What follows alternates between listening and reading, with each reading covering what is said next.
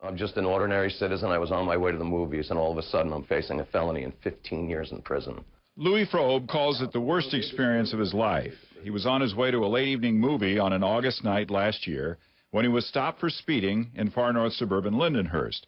Louis didn't believe he was in a 35-mile-an-hour zone, and he figured if he was going to get a ticket, he wanted to be able to document his challenge with video evidence. So he got out this pocket camera, which he was not real adept at using.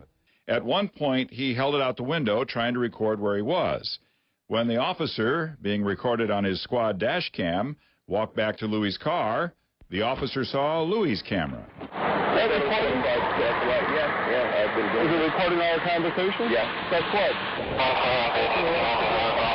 You're eavesdropping on our conversation. I did not give you permission to do so. Step out of my vehicle. Step out of the vehicle. Louis Frobe is then cuffed and arrested for felony eavesdropping. I was terrified. I was absolutely terrified. I was begging him. I said I didn't.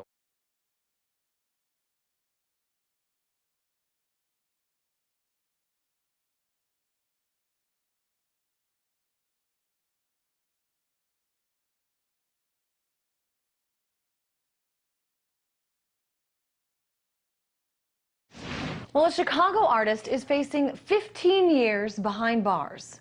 What, you ask, could this artist have done? Did he use one of his works of art for violence? Nope. Was it over-the-top pornographic? Try again.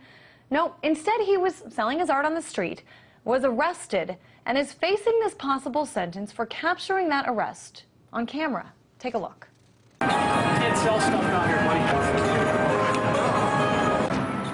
Chris Drew was sentenced in he was arrested back in December of 2009 when he was selling his silkscreen patches for $1 each. And he videotaped that arrest. Little did he know there was a strict law on the books called the Illinois Eavesdropping Act. Chris Drew joins us now from Chicago. And Chris, you had a feeling you might get arrested for selling your art on the street. But I'm wondering, you know, what have you been told about this harsh sentence regarding what you did? Well, I studied it quite a bit, and I realized after I was arrested on this that this was a violation of the First Amendment, that we should have the right to monitor our police in public. We certainly should have the right to bring the evidence of what they say to us in court into court, because if we go to court without any evidence, the police, when they speak, their word is more valuable than ours. So I was, of course, surprised to find out it was a Class 1 felony for me to simply audio record my own arrest.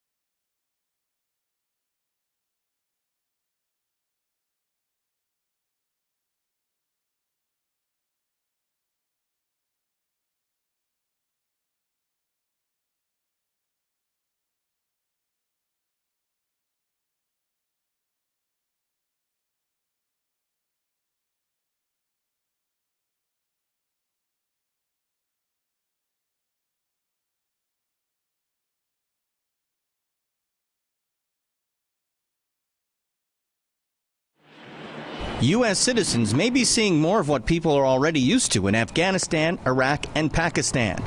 Predator drones flying over their heads. Congress has approved a measure to expand the use of the military devices in American skies.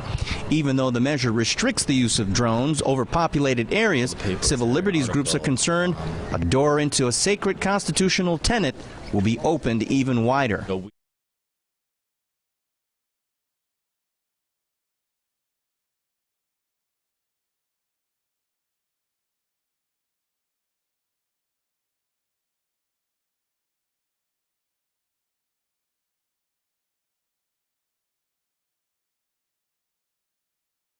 Well, we begin this afternoon with signs that the U.S. may be moving in the direction of becoming a police state. Now, we've heard about drones being used in the Middle East. Most recently, Iran seized a U.S. drone accused of spying on the country. But now reports that Predator drones are being used on American citizens on U.S. soil.